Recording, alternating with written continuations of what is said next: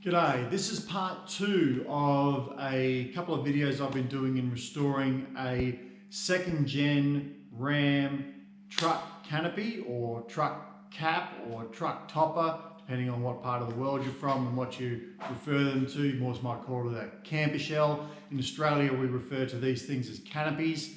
So this is a snug top canopy and this is off a second gen Ram. In Australia we would call utility truck vehicles with a full front door and a partial back seat with a suicide door. We might call them a freestyle cab or a space cab or an extra cab.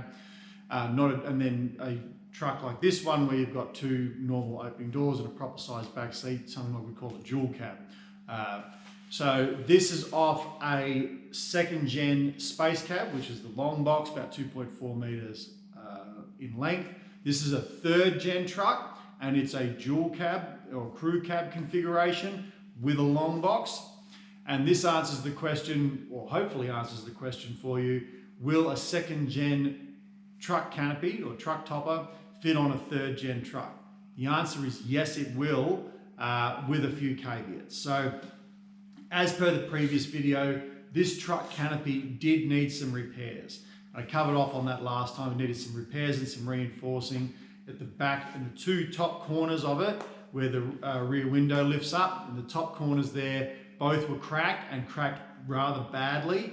This canopy's been on now for about the last few months, probably last 3 months since I did that, once I painted it and then fitted it, and it's held up fine. There's been no stress cracks, no problems with it so far. The repair has held very, very well. We'll see how it holds up over time, but so far it's holding very, very well. And I've been quite content with the canopy itself since it's been fitted. Good color matching. It's the original color that has been painted on here. It's finished, as I said in the previous video, it was done in acrylic. I understand a lot of people, might be, well, why don't you paint it in 2K? Acrylic's, I'm set up for acrylic here. I could do 2K. Acrylic's rather easy to use in a home workshop sort of scenario, and it'll suit my purposes. This truck is always shedded. It's not going to have a hard life, and with good preparation, I've always found extraordinarily good life out of acrylics as long as you apply them properly and do all your prep correctly. So this is finished in acrylic.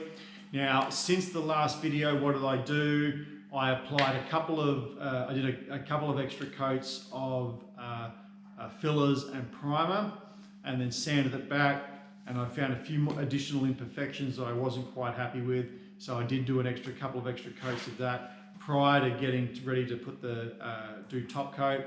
I did use an acrylic black as a guide coat or undercoat prior to putting the metallic top coat on. Now, it was a one-stage metallic, which makes it very, very easy to apply. Now, what I do when I'm putting on acrylic top coat, what I will generally do is I will start at about a 50-50, very good quality, a premium acrylic thinner, about 50% of your metallic or whatever you're applying, and I will start with that. And then I will, in the resulting coats, I will reduce the amount of paint that I'm using and increase the amount of acrylic to the point where you might have 3/4 thinner to 1/4, 3/4 to 1/4. Yep, so 3/4 thinners.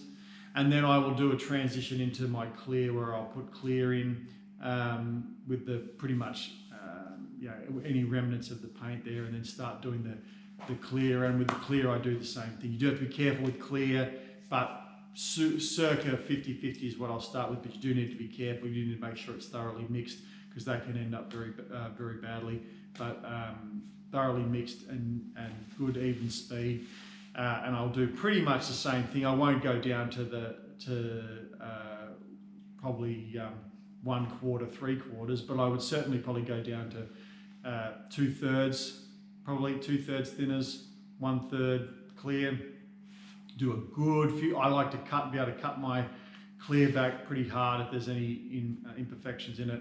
So I've done I did probably 3 coats of clear. I might have done 4, I can't exactly remember, but I think it was about 3 coats of clear. And I'm quite happy with how it came up. It's got good matching with the original paint, and I think it looks pretty good, So it's been on the road, it's been driving around for the last few months, and I've been quite happy with how it's held up. So no stress cracks, which is good. The paint's held up. We've put all new seals in between the tub and the canopy itself. We've put new sealant in. These are the original window glass, original window frames. It's got new sealant in here. That's all been replaced. Old stuff's all been dug out, new stuff put in. They went in without really much drama at all. The hood lining inside the canopy, the marine carpet, that's all been fixed up. It's been cleaned, and there's had to be some repairs done, which we've done around where the repairs to the fiberglass were made. That's all come up good. It's watertight. It has been driven in the rain on a fairly long car trip, and it didn't leak, which that's always a good thing with a canopy. So no leaks is a good thing. You can be assured that the stuff in there is nice and dry. We've also put some new lighting in it. The original canopy had a dome light on the inside, and the dome light was missing the dome. It had the bulb and the original mounting plate in there.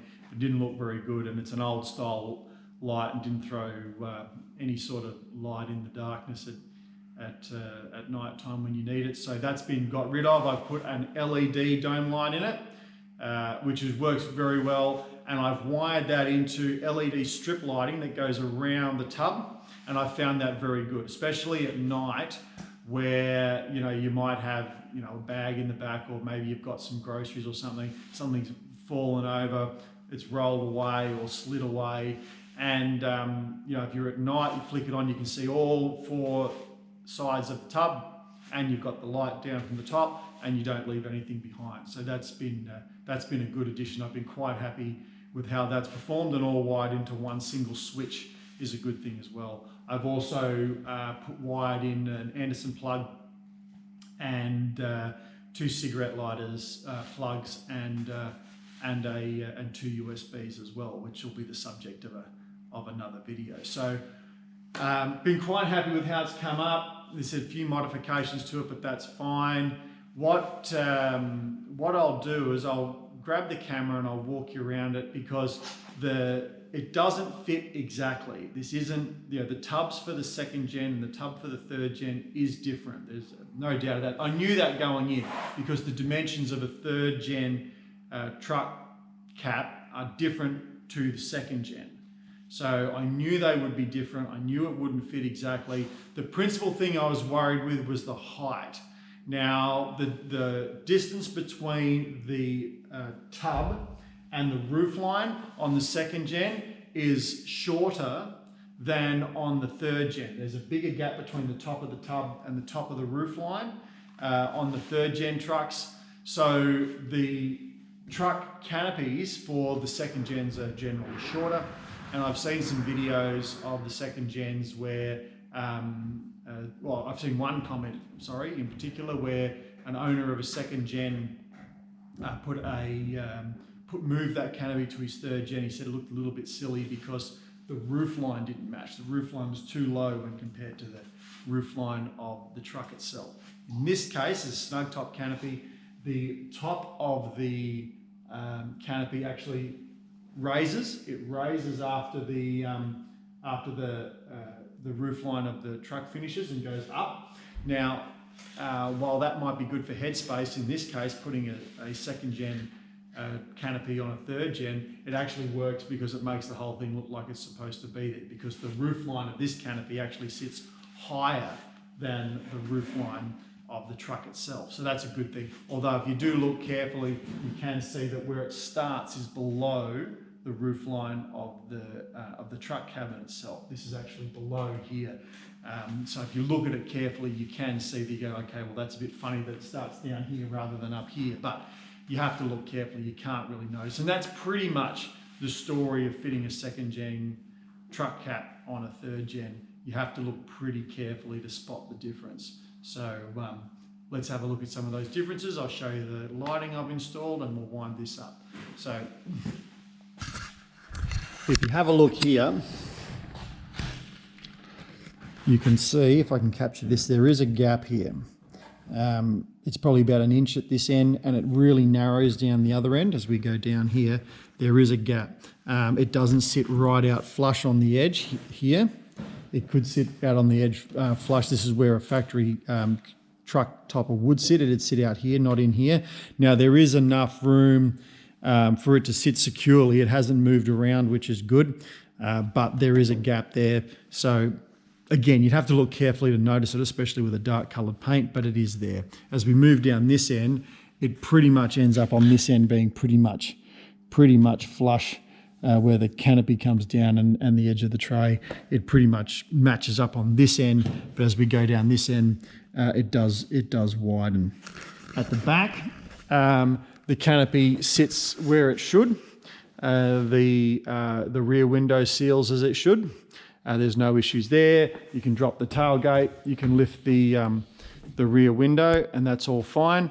Here we have my dome light that I've put in, and when we hit that dome light here and flick it on, you'll see that everything lights up in here. So we get good lighting on the floor at the rear, but we also get good lighting all the way around, which has been a real blessing at night time, I can tell you.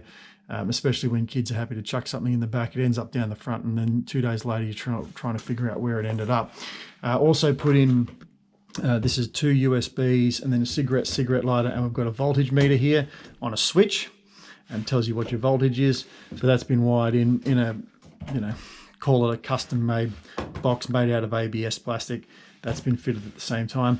The hood lining's all been cleaned. I'm quite happy with how that's come up, quite usable space. Everything seems to work quite well as it's supposed to, and the lighting is great. That's a really good addition. On this side of the truck, it's pretty much the same story. It's very flush down this end, but then it does widen down the other end.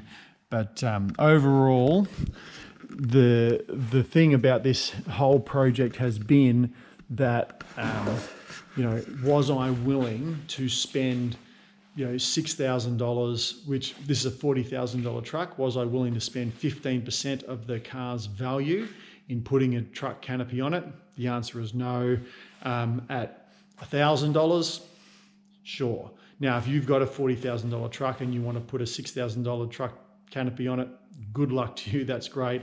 That's not something I was prepared to do with a 15-year-old truck. So $1,000 was acceptable to me, but to each his own. So if you are looking to do a 2nd gen canopy on a 3rd gen, that's what it'll look like if it's a snug top. You will make those concessions if on overall footprint and the gap on the tub. Roof line would be something to check out. And if you've got a canopy of any description and you're looking to restore it, you can do it, especially if it's fiberglass. It's pretty easy. Do be careful. Look at my previous video in this series on advising on how to do that. But it is possible, and so far, I said 2-3 months in, this has held up well with no breaks or cracks or anything like that. So reinforce it properly, and I think you'll be fine. So thanks for watching.